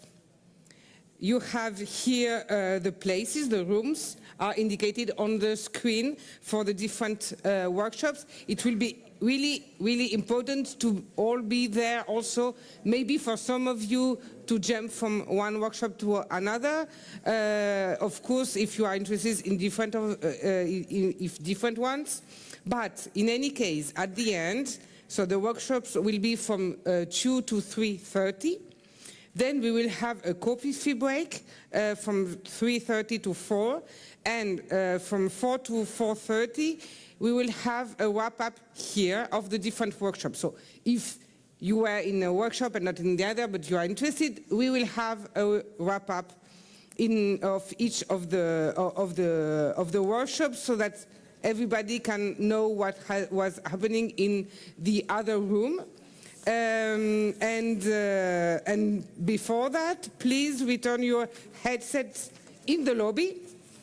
You don't need them for this afternoon. And also for those that have not signed when you came this morning, please go and sign the participants list. It's important for us to have your signature for both days. And just enjoy the lunch for networking, liaising, discussing, exchanging good ideas. Thank you.